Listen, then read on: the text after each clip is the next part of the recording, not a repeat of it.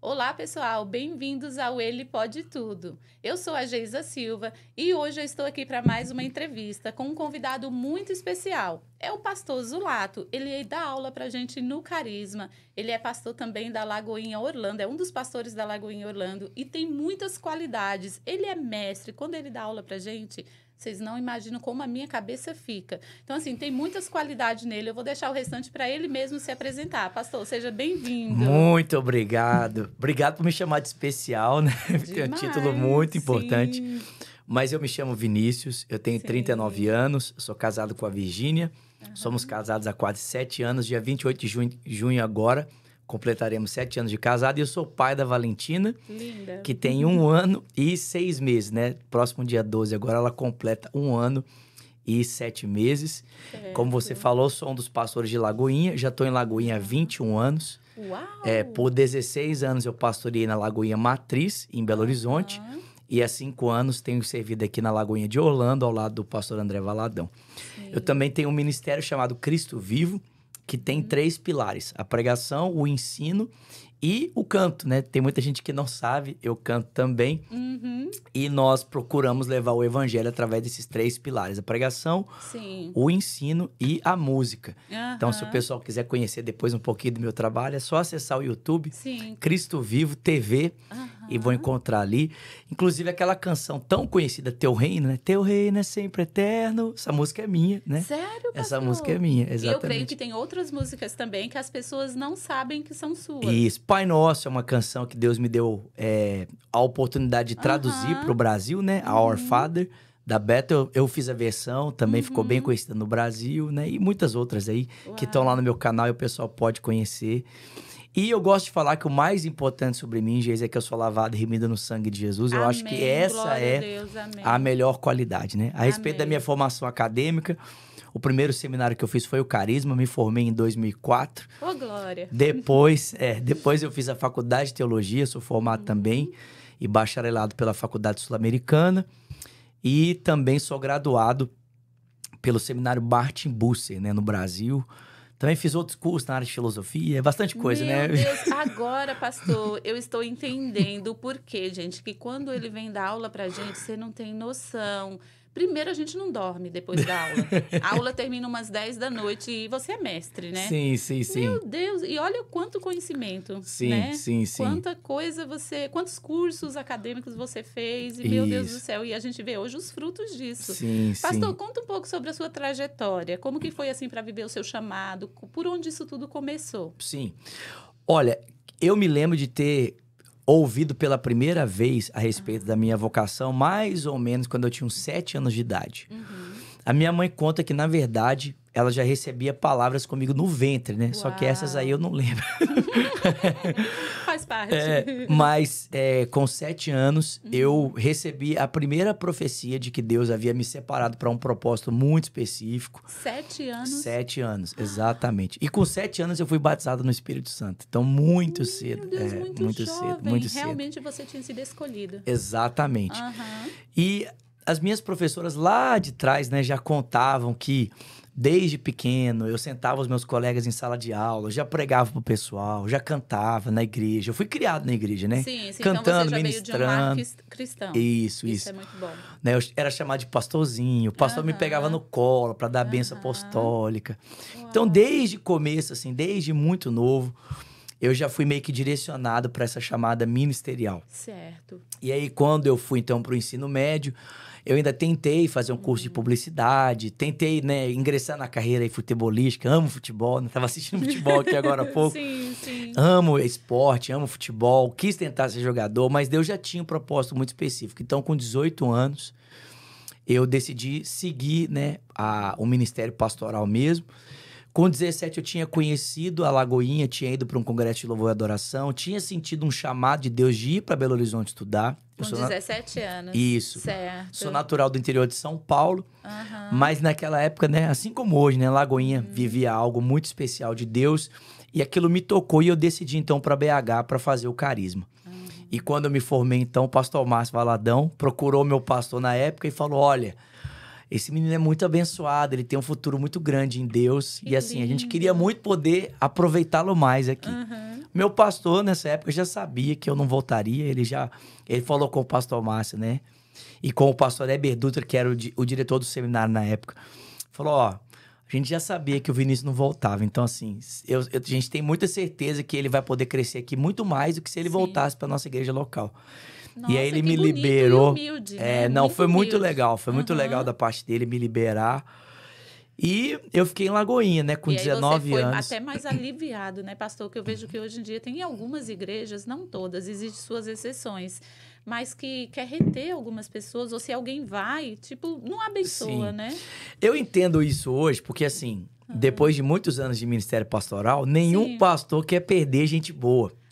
A gente quer ter gente boa perto da gente, tá então entendendo? Fica tipo assim, não vai não, por favor. Entendi. Porque assim, gente que dá trabalho tem para trabalho tem muito. Tem muito. É. E às vezes alguém que tá ali, que tá frutificando, você já começa a elaborar... De confiança. Exatamente. Você já começa a elaborar planos, projetos, você começa a pensar, poxa, essa pessoa vai frutificar tanto aqui.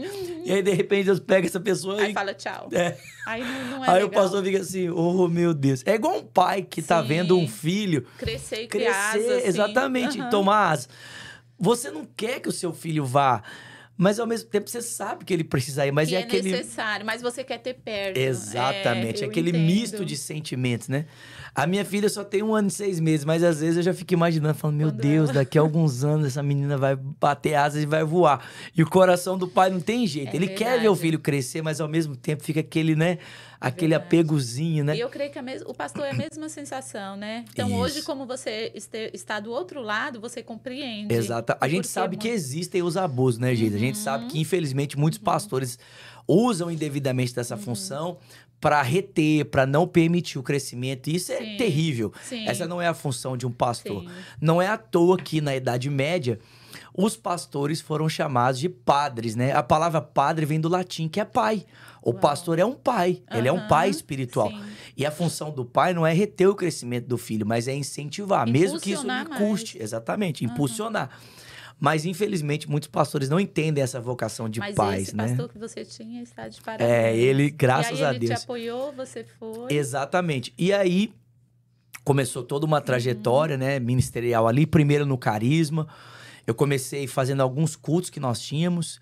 A gente tinha um culto na parte da tarde que chamava Escola de Cura, que era um culto voltado para ministração na parte de cura divina. Acontecia todo dia, 2 horas da tarde. Depois ele passou para 5 horas da tarde. Eu fiquei à frente desse culto muitos anos. Sim.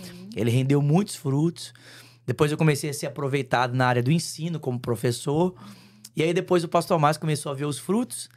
E aí me trouxe para integrar o ministério pastoral na igreja. E aí eu comecei pastoreando os empresários. Em BH, isso. Certo. Os empresários, depois fui para a área de louvor. Isso tudo muito jovem, Muito né, pastor? jovem, isso. E a minha ordenação veio com 20 anos. Uau, como que é ser pastor assim, muito jovem? Tudo bem que você vem de um lar cristão, você já veio de uma base, né? Sua casa era construída sobre a rocha. Sim. Isso é muito importante. Sim. Mas como que é lidar com pessoas, com o emocional, com pessoas difíceis, como você acabou de falar, sendo pastor tão jovem? Um desafio muito grande. Um desafio. E a gente até vê pela própria escritura, porque Paulo teve um discípulo muito jovem, que também muito jovem assumiu uma igreja, Timóteo, né? Quando Paulo escreve a sua segunda carta a Timóteo, é porque ele não estava lidando com os problemas da igreja apenas, ele estava lidando com as dificuldades de um pastor, que era o discípulo dele direto, que estava ali à frente, provavelmente, da igreja dos Efésios e estava lidando com muitos problemas e ele estava pensando, inclusive, em desistir. Então, assim, quando você vai para o ministério muito cedo, ele tem desafios. Não só os desafios do ministério, mas os próprios desafios pessoais de um pastor. Porque, assim, os desafios externos, eles são grandes, são difíceis, mas Deus te dá graça para superá-las. Mas eu acho que os piores são os seus próprios dilemas, são os seus próprios desafios, né? Aprender também a lidar com as emoções, com Exatamente. Para mim, essa foi a parte mais difícil, né? Alguns anos atrás, eu tive a oportunidade de ir para um congresso, que era um congresso para formação de pastores e tudo mais. E na época, a gente tinha um pastor que ainda estava vivo, ele era o pastor da Igreja Batista do Morumbi. E hoje ele já partiu para estar com o Senhor, né? Mas esse pastor estava compartilhando, né, um pouquinho da experiência dele ali. E ele falava que os grandes desafios que ele teve no ministério não foram externos, mas foram os desafios internos, né? E ele compartilhou, inclusive, que o grande desafio dele era na área da pureza sexual. Porque ele ingressou no ministério também muito cedo e ele tinha muitas lutas nessa área. Então, o pessoal falava assim pra ele, olha, quando você casar, esses desafios vão passar, né? E ele casou e não passou. Aí o pessoal falava, não, fica tranquilo, quando você tiver filho, vai passar. Ai, meu Deus. E aí ele teve filho e não passou. E aí o pessoal fala, não, fica tranquilo, quando você ficar velho, vai passar. Aí ele falando, gente, eu tô velho e continuo tendo luta ainda. Aí o pessoal tudo riu. E vocês estão rindo porque vocês têm o mesmo problema que eu, vocês têm as mesmas dificuldades. Mas é verdade. E eu me identifiquei muito com esse testemunho, porque eu percebi que os meus grandes desafios ministeriais não eram tanto externos, mas eram internos. Então, exemplo, quando eu ingressei no ministério, só pra... eu tinha uma questão pessoal que eu nunca tinha trabalhado, que era um abuso que eu tinha sofrido na infância, e eu nunca tinha confessado pra ninguém. Pra falar que eu nunca tinha confessado, poucos meses antes de eu ir pro seminário, aconteceu uma tragédia na minha família. Meu pai faleceu com 38 anos num acidente de carro. Muito jovem, né? Você olha pra mim, eu tenho 39, meu pai tinha 38. Então, meu pai era muito jovem. E era algo assim que a gente não esperava. Os planos eram outros. Meu pai ia me levar para Belo Horizonte, ele ia pagar meu seminário. E, de repente, foi uma mudança muito abrupta. E aí, no meio dessa confusão ali da morte do meu pai, um pouquinho antes eu tinha confidenciado a minha mãe que eu tinha passado por essa situação. E a minha mãe, ela não deu muita credibilidade. Não porque ela não acreditou que o assunto era importante, mas como era um momento que estava vivendo algo novo, a gente estava sonhando, né, com o seminário e tudo mais. Já fazia muito tempo. Exatamente. Minha mãe falou assim, deixa isso pra lá, né? Mas, infelizmente, esse assunto acabou vindo à tona à medida que os desafios do ministério iam se apresentando diante de mim. Certo. Então, aquela falta do suporte emocional pela perda do meu pai, mais essas fragilidades emocionais, mais os desafios externos, desaguaram num estresse emocional muito grande. E depois de 6 anos de ordenação pastoral, eu tive depressão. Uau, eu explodi emocionalmente. Eu tive um burnout. E eu explodi emocionalmente. Porque foi acumulando, acumulando. Exatamente. Pastor, eu vejo assim a importância, se você puder falar um pouco também, que no carisma mesmo, né, eu tenho aprendido que nós somos, né, corpo, alma e espírito, né? Exatamente. Isso? Então, a importância da gente estar ali no espiritual, em conexão com Deus, né? Orando, jejuando, mas também a gente não pode deixar de cuidar da nossa alma, das emoções. Exatamente. Mesmo sendo pastor, estando num tempo integral na igreja, fala um pouco, porque você passou por isso. Sim, Fala um pouco sobre isso. Sim, sabe uma deficiência que eu percebo nos nossos cursos, né, de formação ministerial é exatamente essa. A gente tem preparação para todas as áreas na vida de um ministro, mas a gente muitas vezes não tem um preparo para o cuidado emocional. Então a gente vê os ministros se preparando para pregar, para fazer um aconselhamento, para fazer uma visita, para fazer um gabinete, né, para lidar com a igreja, o administrativo da igreja, para o casal, né, às vezes até para as dinâmicas do casamento. Mas você não vê uma matéria para falar do cuidado emocional do ministro. Você não vê uma matéria para falar do cuidado físico de um ministro, né? Sim. Graças a Deus, Deus tem despertado o pastor Luciano Subirá nos últimos meses para falar sobre essa importância. Do pastor se cuidar Do também. pastor se cuidar. Porque existem muitos pastores hoje preferindo abandonar o ministério por causa das pressões. Só que ele não tá dando conta das pressões, não é porque ele não tá espiritualmente preparado para isso. Às vezes a pessoa acha, o pastor tá em pecado. Mas às vezes não é pecado, às vezes é porque ele tá negligenciando o cuidado das emoções, tá negligenciando o cuidado físico. E aí o que acontece? Não adianta você tentar compensar a negligência da alma e do corpo com o espiritual, que não vai funcionar. Então as pessoas acham que ministério é só oração. Então eu vou orar, buscar Deus, e aí eu negligencio todo o resto e o espiritual vai compensar isso aqui. Que e Deus não, cuida de tudo. não vai.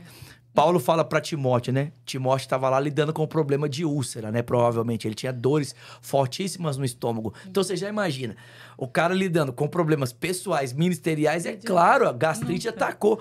Mas Paulo fala para ele, cara, toma um pouquinho de vinho para aliviar as suas dores. O vinho naquela época era usado de maneira medicinal também. Sim. Mas o que Paulo tá falando para ele? Cara, cuida do seu corpo. Paulo fala para ele, olha, o exercício físico não é muito proveitoso. Paulo fala para ele, dedica-se mais à piedade. Mas Paulo não fala que não tem proveito nenhum. Paulo fala que ele é de pouco proveito, mas há um proveito. Sim. Era importante também cuidar do aspecto físico. Eu tava Esses dias ouvindo uma aula, que eu tô fazendo um outro curso. Que é um curso de...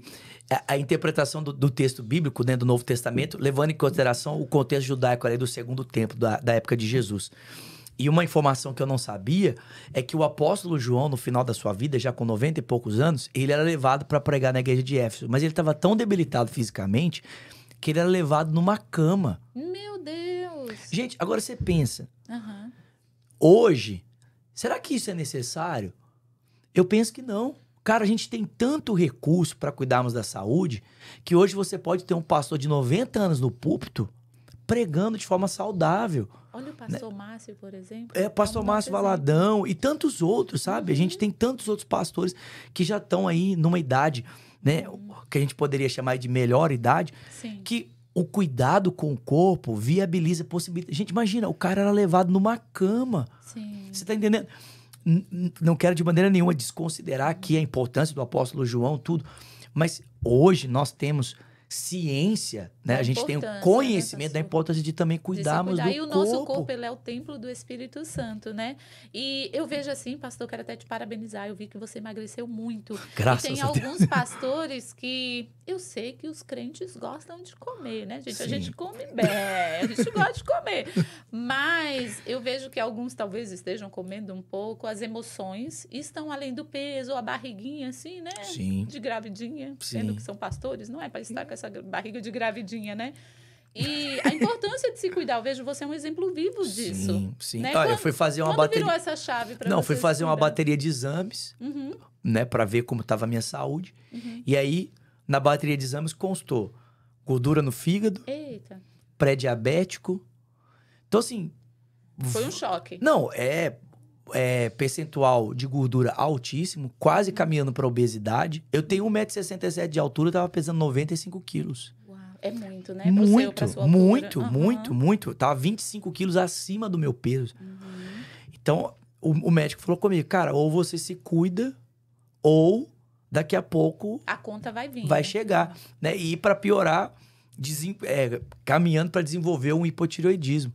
Então, o médico falou, cara, ou você se cuida, ou daqui a pouco você vai viver de remédio. Aí como que você vai viver o seu chamado, praticar o ID se o seu corpo não estiver bem? Exatamente. Aí vai entrar naquele colapso. Exatamente. Né? Do burnout e tudo mais, a depressão. Isso. Porque primeiro a gente precisa estar bem para depois a gente abençoar e conseguir alcançar outras pessoas. Sim. Como que você vai dar aquilo que você não tem? Sim. Mas eu percebo que a gente às vezes, Geis, espiritualiza muito as coisas e esquece que a gente é gente também. Eu vejo assim, principalmente, eu sou nova na caminhada, né? Eu aceitei Jesus e sou cristã tem o quê? Acho que vai fazer 3 anos. Foi com o André Fernandes em Miami. Sim. Mas eu conheço algumas pessoas que estão na igreja há algum tempo e tem até uma pessoa que eu vi que ela não estava muito bem. Eu falei, procura ajuda, passa no psicólogo, num terapeuta. Ela fala, meu melhor terapeuta é Deus. Aí eu falei assim, ok. Que benção, então, né? Mas não é verdade. Então, realmente, tem pessoas que têm esse tipo de pensamento, sabe? E é por isso que a sociedade, hoje em dia, tem muitas pessoas doentes com depressão, síndrome do pânico, né? Ansiedade, com por certeza. Aí vai, ladeira abaixo. Não, e é uma ideia assim... não, Deus age no sobrenatural. Que Deus não pode agir nas questões naturais para também te beneficiar. E, gente, não é isso. A Bíblia fala que quando o rei... esqueci o nome do rei de Israel. Mas ele clama ao Senhor pedindo por mais alguns anos de vida. Deus... O rei Ezequias. Deus envia o profeta Isaías para ele para falar assim, manda ele fazer uma pasta de figo e passar nas úlceras dele para que ele fique curado. Ou seja, Deus não falou assim, eu vou te curar de forma sobrenatural. E acabou os problemas. E acabaram seus problemas. Deus pode fazer isso? Pode. Mas Deus também pode usar o médico. Deus pode usar o antidepressivo. Sim. Deus pode usar o psicólogo. Deus pode usar o psiquiatra. Deus pode usar o terapeuta. Sim. Porque Tiago vai dizer, né, que toda boa dádiva e todo dom perfeito vem do alto, do Pai das luzes, em quem não há sombra e nem mudança de variação. Existem perspectivas de tratamento psicológico que vão contra os ensinos da palavra de Deus? Sim, mas existem muitos outros que podem colaborar. O que nós precisamos é de sabedoria na hora de escolher o profissional que vai nos atender. Quando você vai fazer, né, um exame, você procura um profissional e se ele te dá um apontamento que não vai ao encontro daquilo que você estava esperando, o que você faz? Você deixa de procurar? Não, você vai procurar outro. Até que você possa ter um juízo claro daquilo que você está passando. Da mesma forma, a gente precisa ter esse mesmo juízo, esse mesmo bom senso para procurar. Então, exemplo, cara, procure um profissional que tenha os seus mesmos valores, um profissional que professe a fé cristã, né, de forma prática, né, não só de forma teórica, mas de forma prática. Infelizmente, gente, assim, na minha experiência, eu percebo assim que nem sempre o psicólogo cristão leva para dentro da sua profissão os seus valores. Por que eu tô falando isso? Porque, exemplo, nessa época que eu tive crise, a primeira psicóloga que eu conversei, que me levaram, ela dizia ser cristã, mas ela me aconselhou a fazer loucuras. Meu Deus! Mesmo sendo cristã. E aí... Sério? Exatamente, exatamente. Ela falou assim, menino, você tá assim porque você tá...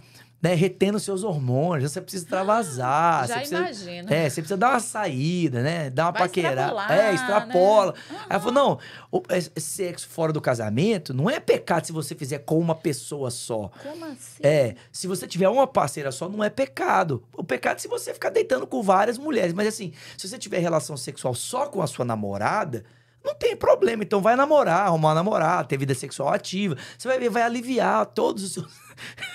Logo pra quem? Pra quem vem de um... Aí eu falei assim, eu acho que eu tô precisando de procurar um outro terapeuta. Não, né? aí você imagina, pastor, ela se dizia cristã. E as que não são? Então isso serve até de um alerta para as mães, para os pais que procuram psicólogo, terapeuta para os seus filhos. Cuidado com o que eles andam ouvindo, porque às vezes ao invés de você achar que está melhorando, vai levar os seus filhos para outro caminho. E aí hoje o Conselho de Psicologia fala assim, não, um profissional não pode levar as suas convicções, as suas crenças para dentro da sua profissão. Mas isso é impossível. Ninguém consegue agir fora das suas convicções. A não ser dos seus princípios. E dos seus princípios. Eles vão estar com você. Da mesma forma que um psicólogo que aborda ideias liberais a respeito do comportamento vai levar isso com ele. De relacionamento. Se o casamento não está bem, então separa. Exatamente. É melhor a sua saúde emocional. Exatamente. Separa. E o que a Bíblia fala, né? Sobre o casamento. Exatamente. Então depende. A não ser que seja uma questão de agressão, de abuso. É outro caminho. Exatamente. Né? Mas um bom profissional, ele vai saber te orientar. Exemplo, eu agradeço a Deus porque durante muitos anos, e ainda, né, eu faço uso dos profissionais da área da saúde mental. Mas você soube selecionar bem, Exatamente. Né? Pastor, e como que foi a sua chegada até aqui, América, tudo que você está vivendo agora? Conta um pouco pra gente como que foi, então, o que Deus tem feito na sua vida. Depois de 16 anos de Belo Horizonte, casado, tudo bem estruturado, tudo bonitinho, tudo no lugar, tudo certinho. Aí Deus falou assim, nós vamos começar tudo de novo. Eu falei, Jesus. Aonde, Senhor? Sério mesmo? Aí falou, nós vamos começar tudo de novo. Vou fazer igual eu fiz com Abraão. Larga sua parentela, depois eu te mostrarei. Exatamente. Deus me deu a felicidade de casar com uma americana. Minha esposa é americana, nós nos conhecemos... Você conheceu ela quando chegou aqui? Não, nos conhecemos em Nova York. Não. Eu fui pregar na igreja dela há 9 anos atrás. Certo. Então, a gente tem 7 anos de casado, né? E 9 anos que estamos juntos. Então, há 9 anos atrás, quase 10 na verdade, eu fui pregar na igreja da minha esposa em Nova York. Era um final de semana, eu fui falar num congresso de jovens. E lá, eu vi a Virgínia fazendo louvor. Vi a minha esposa fazendo louvor. Aí eu olhei e falei, Jesus, esse vaso me serve, né? Vaso importado, né?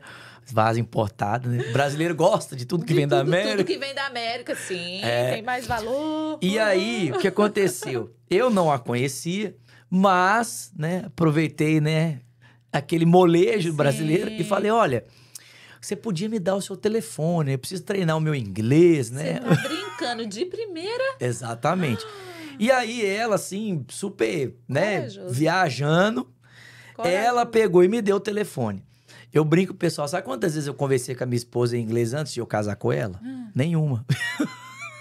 Meu Deus. E ela não entendia nada português? Não, ela entendia, ela colocava, acho que no tradutor. Não, ela entendia, porque apesar de ser americana, os pais são brasileiros. Então, a minha esposa cresceu com as duas línguas. Entendi. Graças a Deus. A minha nora também é assim. Meu filho casou e ela é... Americana e brasileira. Isso mesmo. E aí, Fomos conversando e nos casamos. E quando nos casamos, eu levei a minha esposa pro Brasil e moramos no Brasil 1 ano e 8 meses. A minha esposa ama o Brasil, é apaixonada com o Brasil. Tava muito feliz morando no Brasil. Que lindo. E aí, depois de 1 ano e 8 meses, eu falei, ó, Deus tá mandando a gente ir embora. Volta, vamos Aí voltar. ela falou assim, como assim? Eu acabei de deixar minha vida toda pra trás. Pra vir com você. Pra vir com vocês. Nós vamos pra onde? Eu falei, nós vamos voltar pros Estados Unidos. Falei, não. Meu Não Deus. vamos, não. Falei, ó, pode orar que Deus vai falar com você. E ela começou a orar. E poucos dias depois, ela veio chorando. Ai, que E falou lindo. que Deus tinha falado com ela. Mas foi muito interessante que nesse finalzinho de tempo ali pra gente sair de Belo Horizonte, nós começamos a ter algumas impressões. Eu lembro de um dia que eu tava descendo no aeroporto em Belo Horizonte, eu viajava muito ministrando, levando a palavra, cantando.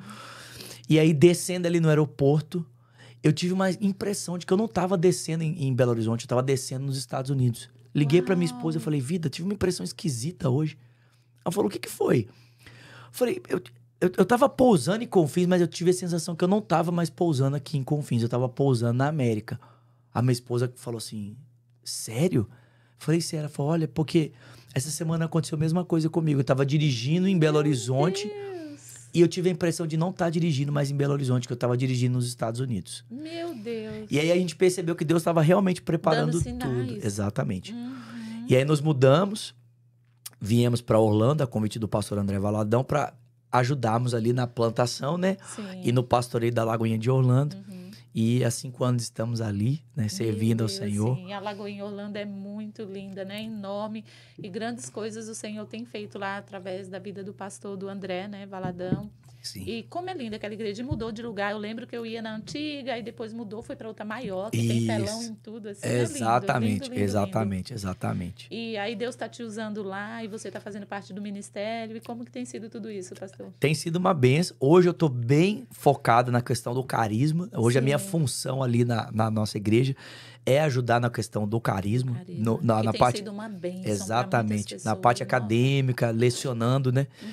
Eu sou um dos poucos professores que leciono em todas as unidades, viajo todas as unidades dando aula.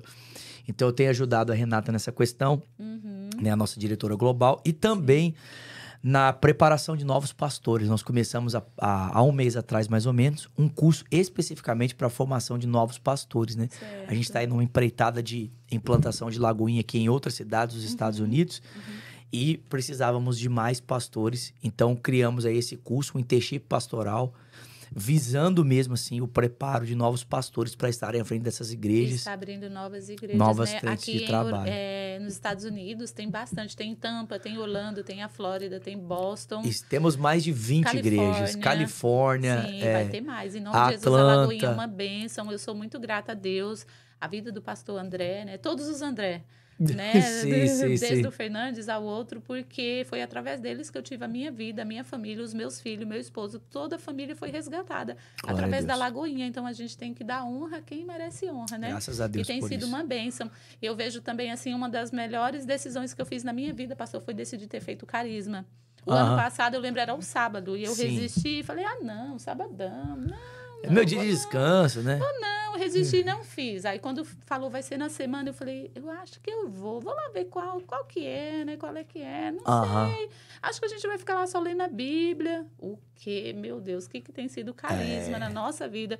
Tem sido transformador. E eu vejo que para muitas pessoas também, né? Sim. Lá a gente descobre o nosso propósito, o chamado, a gente aprende a praticar o ID, sai falando de Jesus em toda parte. Que bom. Glória a Deus por E isso. é bênção, né? Carisma também foi a minha primeira formação ministerial. Sim. Eu louvo a Deus que tenha sido a primeira, né? Sim. Porque hoje, no meio acadêmico, infelizmente, a gente vê muita gente que usa a teologia não tanto para ajudar as pessoas, mas mais para confundir. Existem muitos cursos na área acadêmica ou de formação ministerial que mais questionam o texto bíblico e reduzem a sua credibilidade do que ajudam a pessoa a chegar à fé. Então, eu penso que talvez se eu tivesse ido para um curso desse, talvez hoje eu nem estaria aqui, sabe? Mas o carisma me incentivou a crer, a ter uma fé simples, uma fé bíblica. E graças a Deus, essa base tem caminhado comigo até hoje. E te fez chegar até E me aqui. fez chegar até aqui, exatamente. Então, assim, Verdade. todos os seminários que eu procurei fazer depois foram seminários que me ajudaram a ter mais convicção de fé. É verdade que ali na faculdade... Veio tem- agregar, né, é, pastor? Tem horas que você lida com algumas questões assim, mas é isso, a sua base de fé já está bem consolidada. Estruturada, Então, assim, sim. você aprende a lidar com porque essas eu já coisas. ouvi falar vários relatos de pessoas que vão fazer teologia e saem de lá Sim. desacreditando de Deus. Mas Sim. como assim? É porque... Eu tinha um pouco esse pensamento. Falei, será? Meu Deus, eu não quero ir fazer. É Mas porque, eu já assim, vi que o carisma não. Pelo contrário, o carisma, você sai de lá cada dia mais apaixonado por sim, Jesus. sim. É porque existem dois focos no estudo da teologia. Existe uma maneira de nós fazermos teologia com olhar científico e existe uma forma de nós fazermos teologia com olhar de devoção. Ou seja, eu tenho um compromisso de fé com Cristo e eu quero estudar a palavra de Deus com a finalidade de conhecê-lo mais, aprofundar o meu relacionamento com ele, me tornar uma testemunha de Jesus, ter um caráter transformado. O carisma tem esse compromisso. Ele quer ser um seminário, né, confessional, de devoção, de levar as pessoas ao aprofundamento do seu relacionamento com o Senhor. Tanto que a gente fala que o carisma é um seminário da palavra e do Espírito. Agora, um seminário convencional, ele tem uma ênfase mais científica. Ou seja, o olhar dele para o texto bíblico é um olhar científico. Ele não, a pretensão dele não é levar você a um relacionamento com Mais Deus, profundo. mas é usar as ferramentas da hermenêutica, né, da interpretação do texto, para analisar o texto de maneira fria. Meia crítica, ver o que será que tem um erro, quem exatamente. falou, por que falou. Exatamente. Tô Né? entendendo. Então, assim, analisar ali o contexto arqueológico, né? A partir de um viés bem científico mesmo. Então, não necessariamente, às vezes, num curso acadêmico como esse, você tem professores comprometidos com a fé. Exemplo, eu tive professores que não tinham compromisso com a fé. Meu Deus. Eram professores ateus. Meu Entendeu? Deus, é mais profundo do que a gente imagina, Exato. né? Então, o professor tá lá dando aula de Bíblia, mas você pergunta pra ele, você crê nisso? Não, eu não creio, não. Tá dando aula por quê? Ah, me pagaram pra ver. Exatamente. Não, porque ele é um doutor. Tá entendendo? Gente. Então, exemplo, numa grade de professores, quando você vai para o ensino, né, superior, o MEC exige para o reconhecimento do curso que você tenha ali determinado número de mestres, você tenha doutores. E nem sempre você tem doutores ali que são, né, devotos, né, homens que têm um compromisso com a fé. Sim. Mas você precisa ter esse tipo de gente. Então, o que você faz? Pega o cara lá que é o doutor em teologia e traz para dentro da grade. Mas o cara, às vezes, E como que você fez pra se blindar disso tudo, pastor? Foram base, as bases, as exatamente. As bases. Olha a importância. As bases. Mas é legal assim, exemplo, eu percebi que isso amadureceu muito a minha fé. Aham. Hoje, eu sei ler e lidar com todo tipo de informação, que é o que Paulo fala, né? Você tem que ouvir tudo e e reter o que é bom. Tem muita gente que tem dificuldade com isso. A pessoa, ela se fecha, ela se blinda, ela quer ouvir só o que tá ali no nicho dela. Eu não, eu aprendi Ouvir de tudo. a lidar com todo tipo de Abrir o seu informação. leque. Exatamente, mas Aham. tem um critério. Eu sei o que eu quero. Você tá entendendo? Você tem Então, seus princípios e seus valores bem exatamente, alinhados, né? Perante a exatamente. palavra de Deus. Exatamente. Tem uma música do Marcos Almeida, que é um amigo que eu gosto muito, ele fala assim: toda vez que eu procuro pra mim algo pra ler, ouvir, olhar e dizer, o Senhor sabe o que eu quero. Eu não me furto a certeza, porque és a vida que eu quero. E eu sou assim também. Então, toda vez que eu procuro alguma coisa, eu sei o que eu quero. Sim. Eu não me furto a certeza na arte do aprender. Porque Deus sabe o que eu quero. Mas eu não vou me furtar o conhecimento por causa disso. Porque tem gente que fala, não, a letra mata. Mas o intuito de Jesus não era dizer o seguinte, porque a letra mata, você vai deixar de estudar. É você buscar conciliar as duas coisas. A letra e o espírito, né? No caso, Jesus está censurando aqui os saduceus que não acreditavam na ressurreição. Então, está dizendo para eles, olha, vocês precisam conhecer mais. O conhecimento de vocês é limitado. A letra mata. Essa forma de compreensão limitada que vocês têm está matando vocês. Né? Vocês precisam de letra e de espírito. E as pessoas interpretam, às vezes, de uma forma totalmente diferente, Totalmente. Como se fosse assim, Jesus está dizendo para você, não precisa estudar não. Deixa pra lá. Deixa pra lá. Não vai buscar só a vida de espiritual. Não. Mas, gente, a gente crê com o coração, mas a gente também crê com a mente. A fé não é irracional.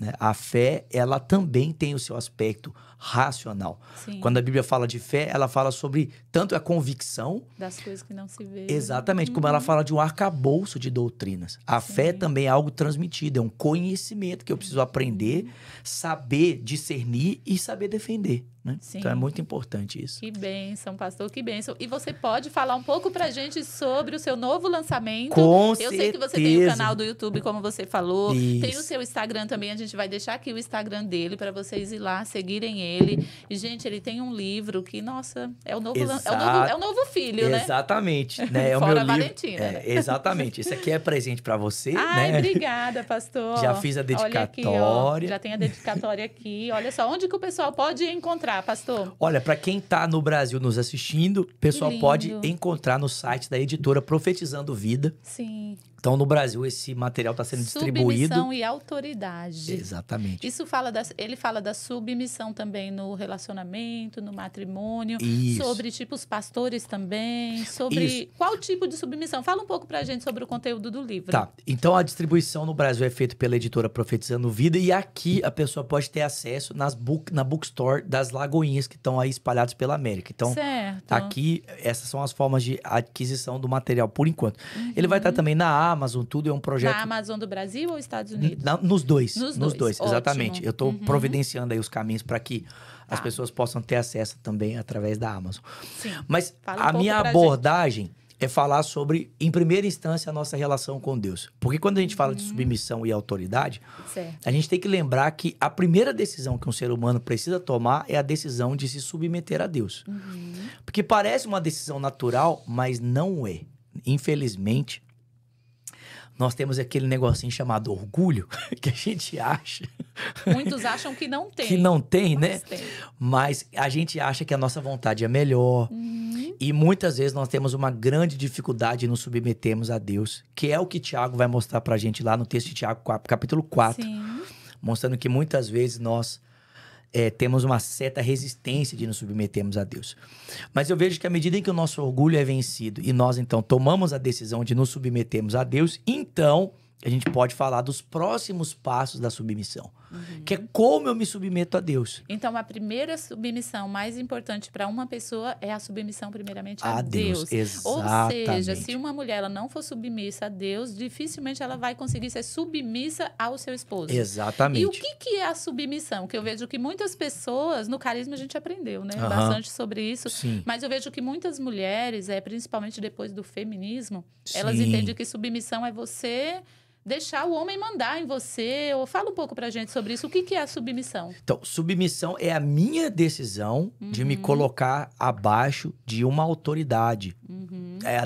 É a minha decisão de me sujeitar, de descer, né? De ceder à minha vontade. Ou seja, não é a imposição da vontade do outro sobre mim. Porque quando se fala sobre submissão, o que a pessoa pensa?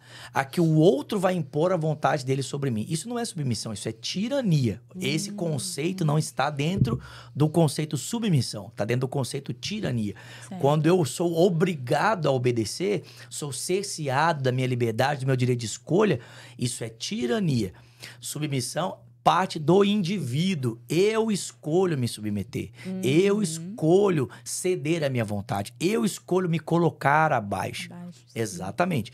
Então, aliás, Paulo diz isso, né? Paulo vai mostrar lá em Efésios, no capítulo 5, que toda aquela dinâmica do casamento que ele apresenta ali só pode ser vivida através de uma decisão, que é a decisão de ambos se submeterem a Deus. Certo. Paulo fala sobre o enchimento do Espírito e ele vai terminar dizendo que uma das maneiras é sujeitando-vos uns aos outros no temor de Cristo. E aí ele fala, mulheres, sejam submissas aos vossos maridos. Ou seja, como uma mulher pode ser submissa ao seu marido? Em primeiro lugar, ela tem que estar cheia do Espírito Santo. Só que para ela estar cheia do Espírito Santo, ela tem que se fazer sujeita ao Espírito. Ela tem que deixar o Espírito encher ela. Sim. Tá entendendo? A gente costuma brincar, né? Se você tá cheio de si mesmo, não tem como Deus te encher. Você tem que estar vazio de si. Tem que se esvaziar. Exatamente, para que Deus possa te encher. Verdade. Então, à medida que eu me coloco abaixo da vontade do Espírito, eu me sujeito ao Espírito, ele pode me encher. E esse enchimento vem exatamente com a minha rendição. Eu me entrego, eu me rendo.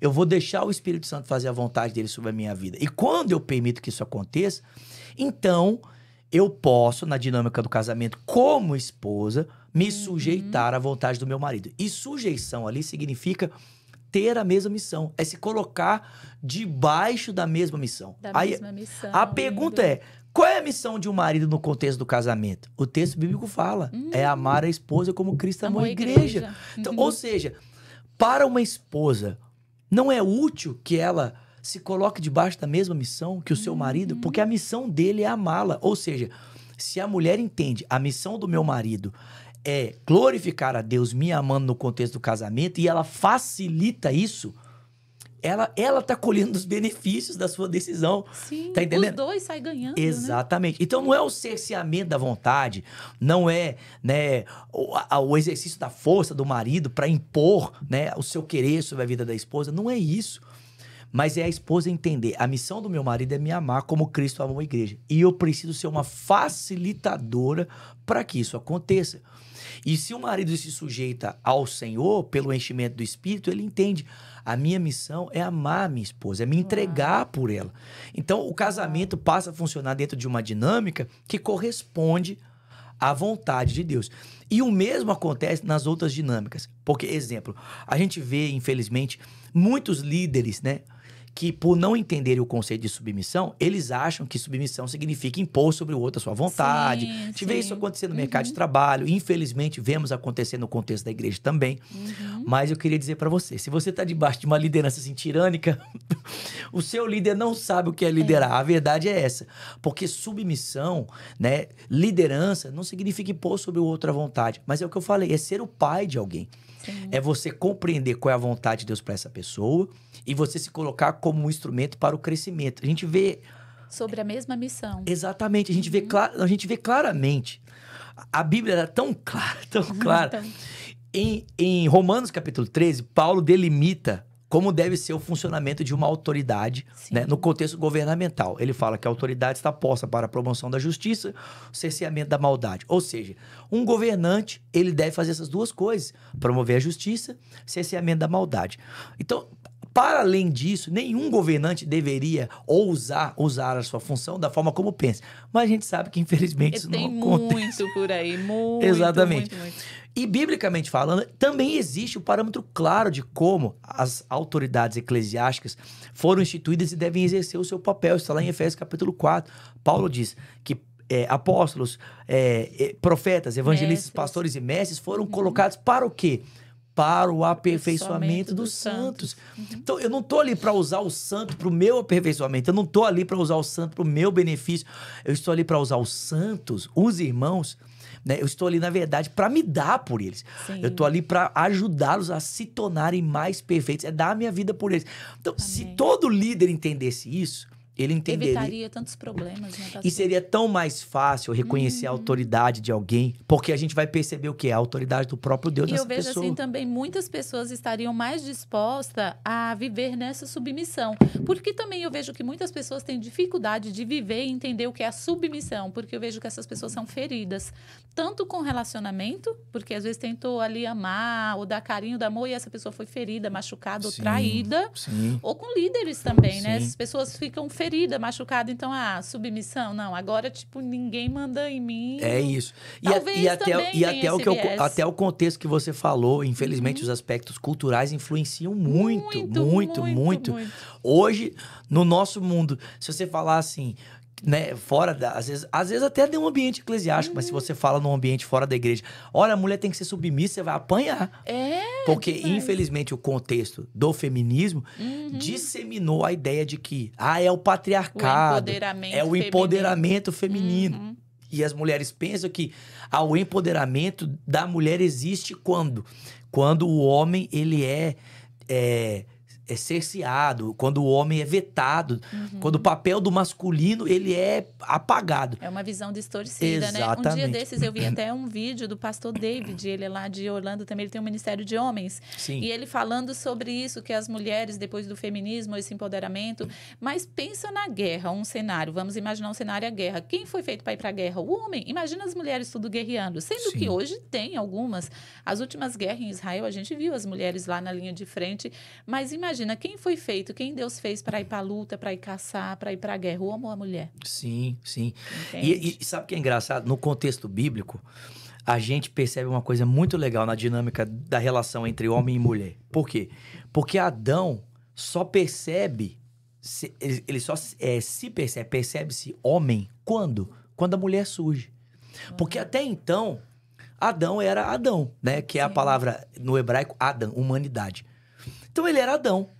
Mas quando Deus faz da sua costela uma mulher, ele olha e fala assim: uau, ela é diferente de mim. Ela será chamada varoa. Então, no hebraico, você tem o ish, né, que é o homem, e você tem a isha, que é a mulher. Só que esse termo só aparece quando a mulher é posta diante de Adão. Uau. Então, eu só consigo perceber a minha identidade no relacionamento com o diferente. Então, ou seja, eu me percebo homem quando eu olho para uma mulher. A mulher me faz perceber que eu sou diferente. Mas se eu anulo o diferente, o que acontece? Eu entro em crise na minha identidade. Por que hoje nós temos uma sociedade que você tem tantas mulheres em crise e tantos homens em crise? Muito Sem saber simples. quem são. Porque nós estamos anulando o diferente. Então, o diferente hoje tem que ser anulado, tem que ser cerceado, tem que ser abolido. Todo mundo tem que ser igual. Todo mundo tem que pensar igual. Só que esse cerceamento do diferente está levando muitas pessoas a entrarem em crise a respeito da sua própria identidade. Olha que coisa interessante.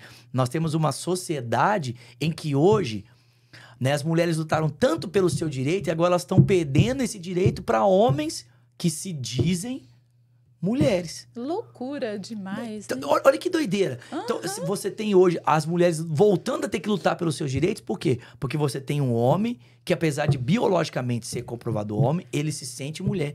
E ele quer competir, ele quer, né, em determinado esporte, brigar com uma mulher. E aí, no contexto, exemplo, da natação, é óbvio que o homem vai se sobressair muito mais pela força física. E aí as mulheres estão assim, gente, não tem como, nós precisamos lutar. Estão perdendo seu espaço também para alguns homens. Está faltando homens no mercado, né? Eu vejo quantas mulheres estão querendo casar, encontrar uma pessoa, encontrar um homem que dê valor, que ame. Mas eu não sei o que está acontecendo com os homens, não, mulherada. Mas é por Ou causa alguns estão presos, outros estão querendo ser mulheres. Eu Mas não sei o que está mas é porque a acontecendo. ideologia está levando as pessoas a terem uma crise caminho, de identidade. né? Exatamente. Outro caminho. Exatamente. Pastor, e um pouco você falou sobre a submissão e essa autoridade também. É um pouco no mesmo caminho, tipo de Exatamente. pastoral? De onde vem a autoridade? Ela vem da submissão. Então, as pessoas não entendem isso. Tiago fala, sujeitai-vos, portanto, a Deus, resisti ao diabo e ele fugirá de vós. Então, de onde vem a nossa autoridade para resistir ao diabo? Da submissão a Deus. Então, a autoridade não é imposição da vontade. A autoridade surge pela minha obediência, pela minha sujeição. Certo. Quanto mais eu reconheço o governo de Deus sobre a minha vida e me sujeito às suas leis, à sua vontade para o viver, mais autoridade eu tenho. Seja no contexto eclesiástico, familiar, social, cultural. Em todos os sentidos. Perfeito. Isso, exatamente. E aí eu falo sobre os benefícios dessa submissão, né? Sim, sobre é os isso que eu ia te benefícios. falar. Porque quando um casal, ele caminha, né? O que é a submissão? É caminhar também na mesma missão, como você Isso. falou. O casal cresce, evolui, prospera, né? O seu lar vai ter paz, os seus filhos vão perceber qual é o papel do homem, qual é o papel da mulher, qual é o papel dos filhos também, ali que entra a submissão dos filhos, né? Sim. Aos pais e se torna uma família perante o coração de Deus. E quando esse princípio é quebrado, não tem como você ter um lar bem estruturado, né? Com a sua família, ou eu creio também que na igreja, ou no seu trabalho. Perfeito. Né? Sobre a autoridade e a submissão. Eu falo muito no livro, né, que o meu objetivo, e eu também falo isso no contexto de sala de aula, é formar pessoas de honra. É homens e mulheres honrados. Amém. Antigamente, usava-se muito essa expressão. Você via um homem honesto, você falava assim, poxa, ali tem um homem honrado. Você via um pai de família que cuidava bem dos seus filhos. Respeito, exatamente. de respeito. Uma pessoa de respeito, uma pessoa honrada, né? Uma pessoa ilibada. Hoje nós perdemos muito isso. Então, a minha ideia é voltar a formar homens assim, né? Homens e mulheres ilibados, de respeito, de honra, para que a sociedade colha os benefícios, as famílias e a igreja colha os benefícios de nós termos homens e mulheres de honra. E, gente, ele é tão fininho, ó, dá para ler rapidamente, 107 né, páginas, bem pequenininho. Olha, muito rápido você lê, ele é bem fininho. Pastor, estamos encaminhando para encerrar esse bate-papo. Você gostaria de deixar uma mensagem para as pessoas que estão nos assistindo? Se você está gostando desse bate-papo, deixa o seu like, comenta, compartilha, envia para mais pessoas. Vai lá na Amazon, ou aí do Brasil, aqui dos Estados Unidos, e compra esse vídeo para estar abençoando a vida do pastor, né, Zulato, que tem abençoado tantas pessoas com o ministério dele. Sim. E qual mensagem você gostaria de deixar para as pessoas que estão nos assistindo? Então, queria deixar com você esse texto de Tiago, capítulo 4, onde Tiago diz: sujeitai-vos, portanto, a Deus, resisti ao diabo e ele fugirá de vós. Eu sei que muito caos que nós experimentamos na nossa vida vem por forças, né, malignas, vem por ações de espíritos malignos. É verdade que nem todo caos vem de origem, né, de espíritos malignos, mas muitos realmente acontecem. Qual é o caminho para nós nos livrarmos dessa tentativa de destruição da nossa casa, da nossa vida, da nossa família, quando isso tem a ver com a ação das trevas? O caminho é a sujeição a Deus. Né? Não adianta gritar, berrar, espernear. Né? O diabo não sai por essas coisas, gente. A gente gostaria muito que fosse assim, tão simples, né? Gritar e o diabo bate o pé e ele sai. Não. A única autoridade que nós temos para resistirmos às trevas é quando nós vivemos uma vida debaixo da submissão e da vontade de Deus. Então, meu conselho para você nesse dia é: se sujeite a Deus, se renda a Deus, deixe Ele fazer a vontade dele na sua vida, ok? Não esquece de acessar o meu canal, Cristo Vivo TV, e, como eu disse... segue no Instagram exatamente, também. pode me seguir lá no Instagram, Vinícius Zulato, e se você quiser adquirir o livro aí no Contexto do Brasil, editora Profetizando Vida, ou aqui na Amazon e também na Bookstore da Lagoinha mais próxima de você. Obrigado. Isso, pessoal, não se esquece, se inscreve, deixa o like, comenta o que você achou desse bate-papo. Encaminhe esse vídeo para mais pessoas e que Deus te abençoe. Um beijo e até o próximo vídeo. Tchau, tchau.